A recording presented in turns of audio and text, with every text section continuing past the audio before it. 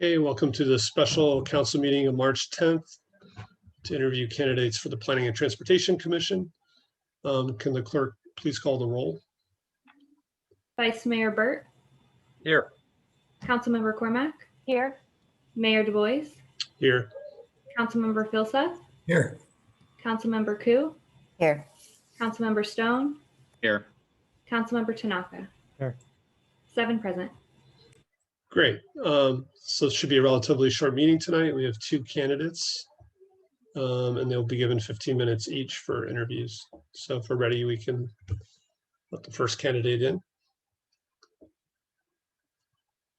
And then I think all the council members were on, but the people that applied in the previous round, I think all of them but one are applying for this position as well. And the clerk will send out to council a reminder of who the people are. So, hello, Arthur Keller. I know you've been on our planning commission, so you've gone through this process before. Tonight, it's a 15-minute interview. And if you want to start by just introducing yourself and you say why you're running again. Hello, my name is Arthur Keller, and I am interviewing for the Planning Commission. And I would like to say that I originally applied to be on the Planning Commission because I thought that you needed a candidate who had a diverse point of view.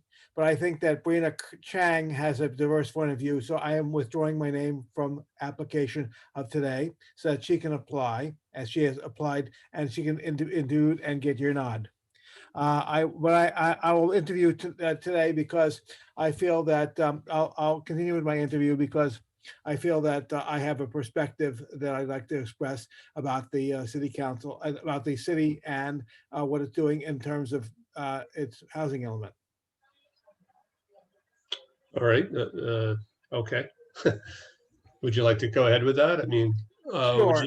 would you like us to ask you questions as well? Sure. Oh, okay. Well, go ahead.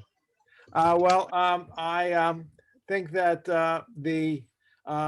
first of all, I will apply to be on the Housing Element Committee.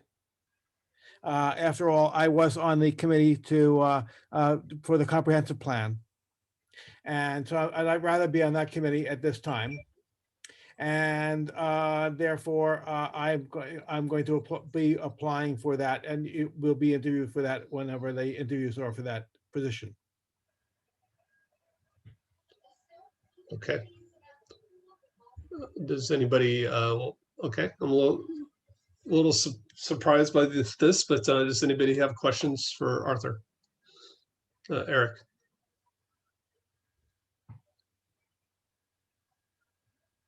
There we go. Sure. Hi, Arthur. Nice to see you again. And I'm surprised too, but this is the stuff I was going to ask you about anyway. So there's opportunity to pick your brain. Sure.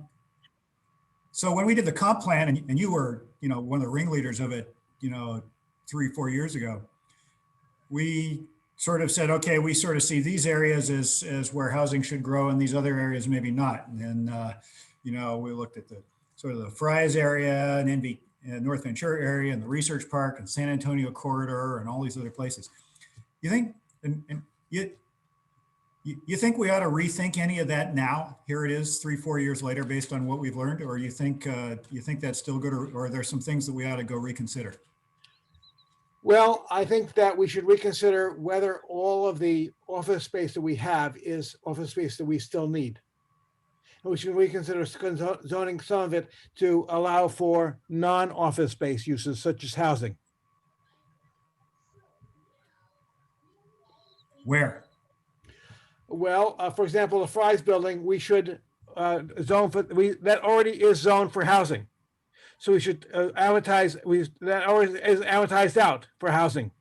It's for office space. That should be immediately changed to housing or right away, because that gives us 400 units of housing.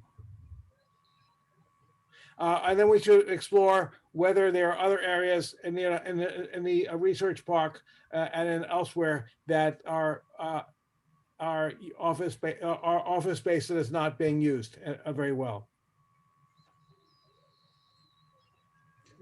Vice Mayor Burt. Yes, well, thanks, Arthur. And just following up on Councilmember Philseth's question. So you mentioned the prospect of either eliminating the underlying office development zoning in some of the areas that I'm guessing you're meaning. Are those areas that we've already upzoned for housing under the housing incentive plan, or that and other areas? And I was also interested in you raising the question of the research park as an area for prospective housing, which was discussed pretty extensively in the campaign, and I believe that even I don't know if it was incorporated in the comp plan, which I think were actually co-chair of the committee on. But there's been long-term some conceptual discussion of Stanford Shopping Center area as another prospective area that we could explore housing on. Any thoughts on further on either of those? Well, I think that some of those areas are certainly make a lot of sense to consider exploring for it. After all, we have an awful lot of housing units that we are going to have to find housing for, find space for. And therefore, we have to sort of think about all of the above, but thoughtfully. We can't be putting housing everywhere, and we can't be putting, for example, our R1 neighborhoods cannot be upzoned. And and the other thing is that housing needs to go distributed in smaller doses, which means we can't put 3,000 housing units on top of NDCAP.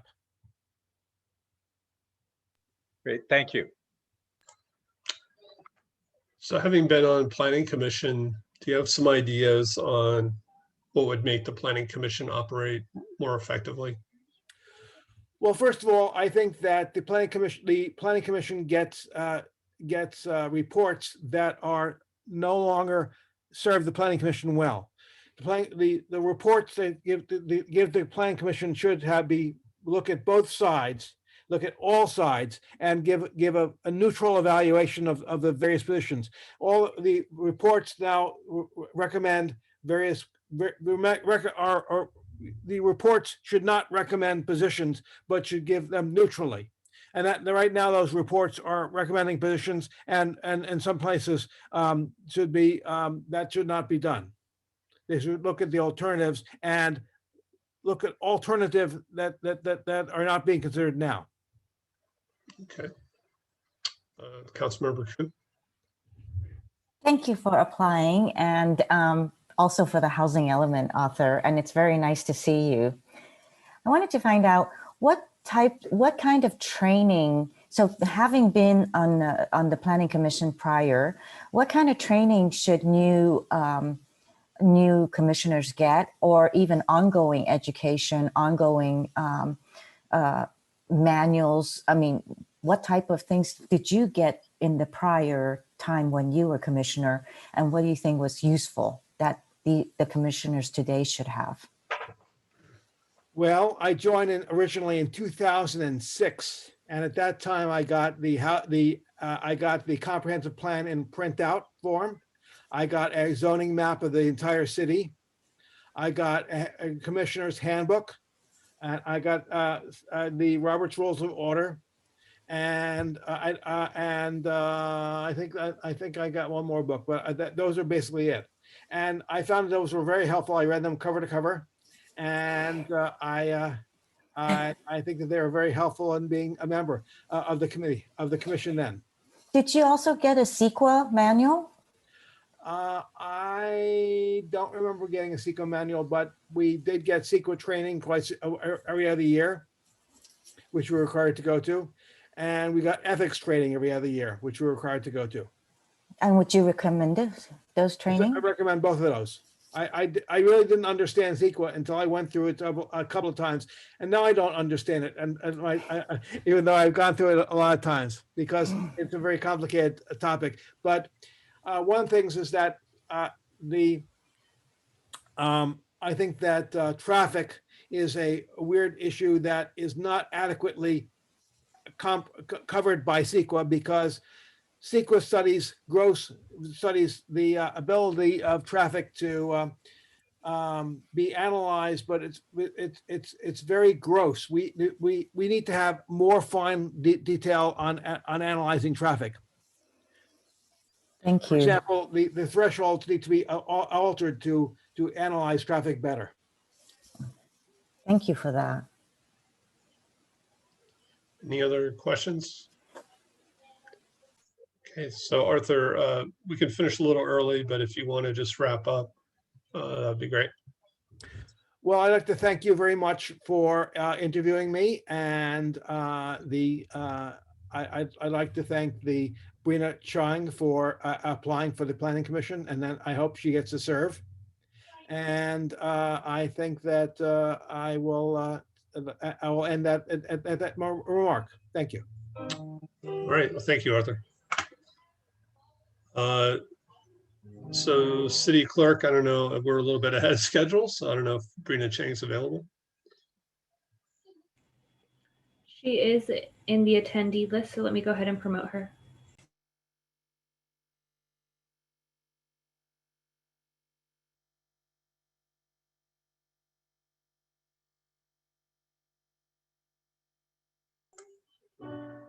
Hi, can you see me now? Yes, hi. So thank you for applying. The way this works is there's a 15-minute interview. I'll ask you to introduce yourself and just say, talk for a few minutes about why you're interested in the Planning Commission, and then we'll start asking you questions, basically. So. Okay, sounds good. Go ahead. So my name is Brina Chang. Thank you, Arthur. This is very surprising to me as well, since Arthur is so qualified. So thank you, council members, for interviewing me tonight and for your tireless service to the city. I'm a longtime Palo Alto resident. I grew up in the area, going to Nixon, JLS, and Gunn, and I went to college here as well. And after living in LA and Utah for a few years, I returned to get my MBA here. And now I have 2 kids at JLS and Gunn. So I'm a dedicated school and community volunteer, and I volunteered a lot over the past decade with involvement in the PTA, school site councils, and really extensive involvement in a local nonprofit board. And I've seen a lot of the changes that Palo Alto has gone through over the last 40 years. Some good and some more difficult that were most obvious pre-pandemic, like the traffic. And the danger really became apparent when I was doing traffic duty for Hoover Elementary on Charleston. And of course, the housing shortage as well. So I love the city, and I'm wanting to serve on the PTC because I want to keep Palo Alto a great place to live. So the recommendations the PTC makes greatly impact our community, and possibly even more so in the near term, since I think the PTC has a role to play in addressing economic recovery. I'm just an average citizen with the interest and commitment to serve, and I think I have skills and perspective that will be helpful. Thank you. Okay, thank you. So we'll go to council. Anybody has any questions?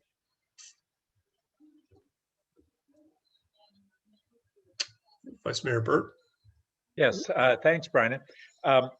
So a couple questions. One of the big issues that's facing the community is housing, especially since in the last several years, we've taken a number of measures to restrain the rate of office growth. And we're now in a period where we've, since over the last several years, been increasing zoning to incentivize housing. And we're now seeing a whole series of proposals coming forward.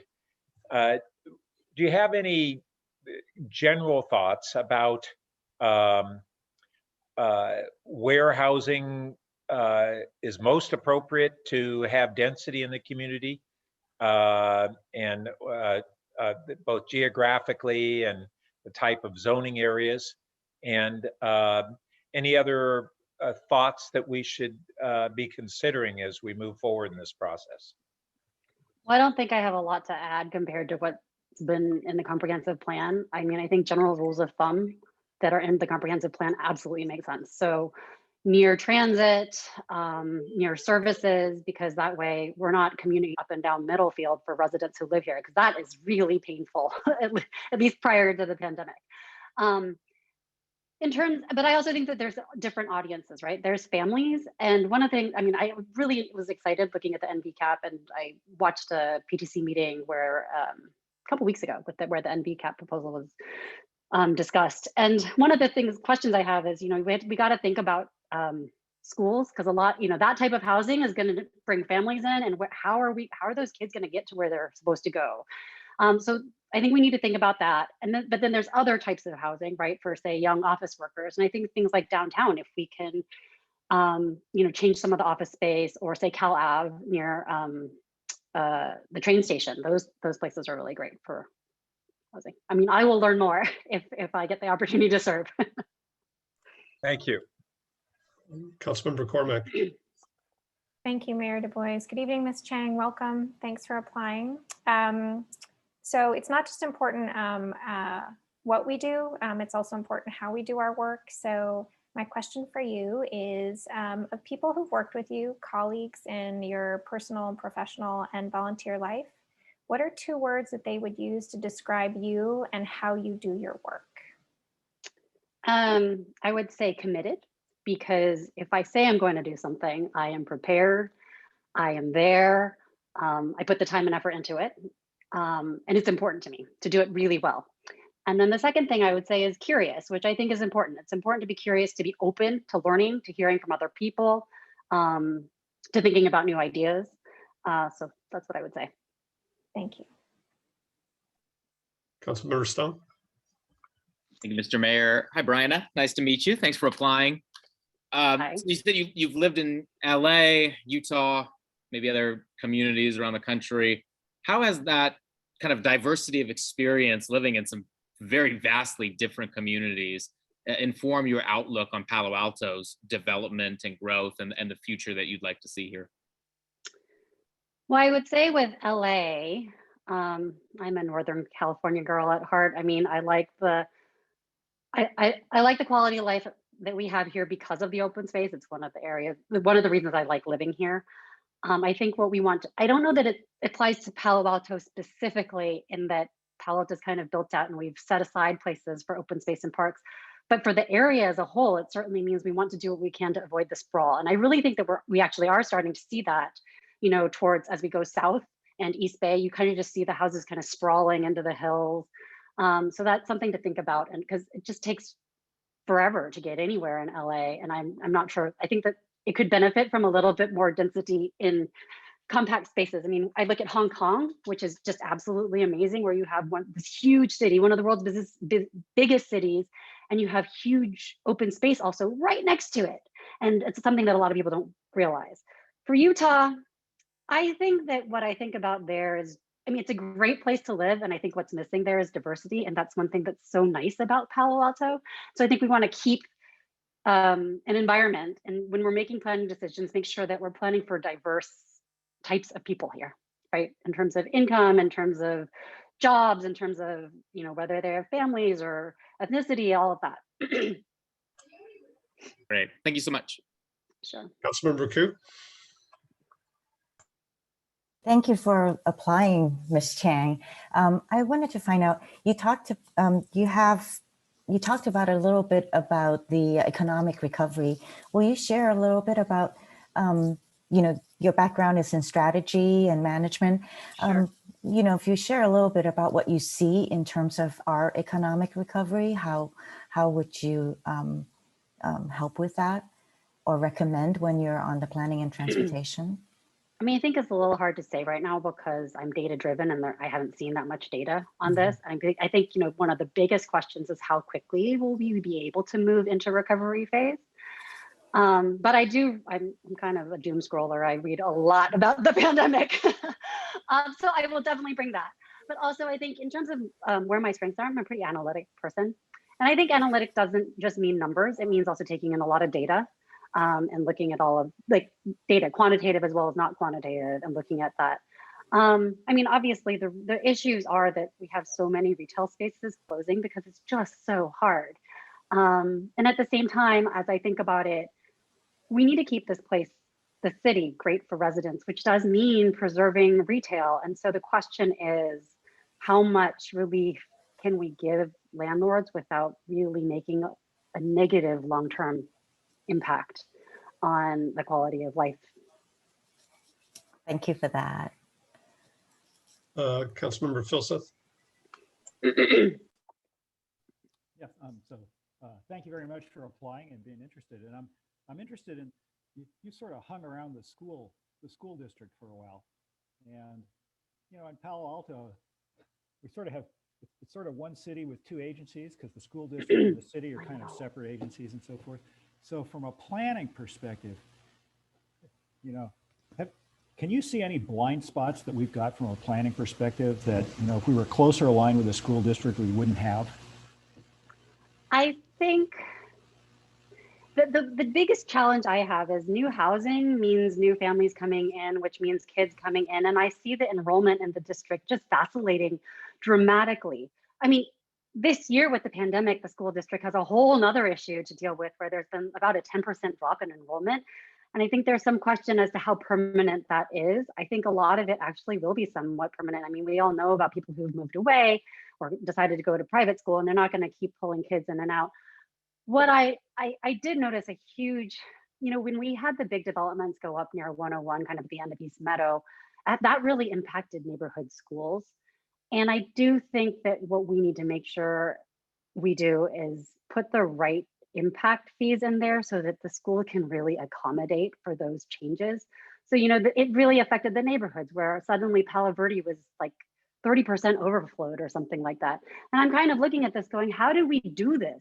And I recognize that there has to be change.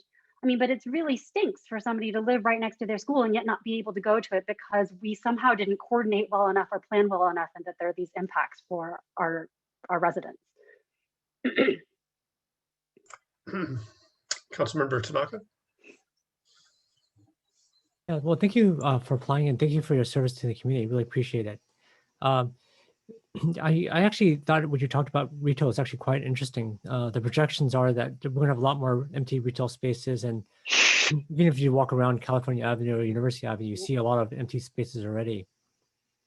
What do you think we should do with that space? Like, how do you, so if you're on the Planning and Transportation Commission, what do you think we should do with these empty spaces that we have and we're going to have more of? How do you think we should try to use that space so that we create the vibrant areas that we want? I think it's a really good question. If I knew the answer to that, I probably would be a gazillionaire. That's the kind of economic prediction and solution that, gee, it would be great if I don't think it's an easy solution. What I would say is that I think there is some thought that has to be done long-term about retail. I mean, of course, it is really, really nice not to have chain stores here, right? And to have sort of this really kind of elite shopping experience, frankly. I mean, if you compare sort of what we have and the pricing of everything versus, say, Berkeley, right? Both with universities and a student community, I mean, we really don't serve our student community that well necessarily. So I do think I actually feel really strongly about preserving the retail, and it may mean some not so pleasant shifts. And, I mean, everybody's taking a hit right now, and I think the landlords are going to have to take a hit too. And what it may mean is that we can't be as picky about the retailers that we bring in. Landlords might not be able to be as picky. I was listening to the Town and Country, Jen Ellis talk about, curating who comes in through Town and Country and saying, if we don't allow medical, which, makes sense maybe to allow some, but that's a really long-term change that can happen, that then we might have to have some other landlord in Town and Country that won't be able to curate as well. And we might not be able, I think the market may not allow us to be as picky. And I think that's something that we have to think about. I'll try to squeeze in one quick question. So, obviously we avoid conflicts of interest or even the appearance of a conflict of interest. And your source of income is a big driver of that. So do you foresee any potential conflicts of any particular projects or employers that would come before you if you were on the commission? I don't. I'm not currently employed. Includes your partner or spouse, right, as well. Right. So my husband works for Coinbase. They have moved to where I would have perceived a conflict of interest would be if they were trying to look for office space in Palo Alto. I don't anticipate that they will. I mean, never say never. And of course, I would just disclose and resign or recuse as appropriate. But they have moved to an all remote model, which actually kind of brings up something that Arthur mentioned, which is, do we need to convert some office space to housing to kind of change the imbalance? And I don't know what the demand is going to be coming out of this. But so because of that, I don't really see any conflict of interest.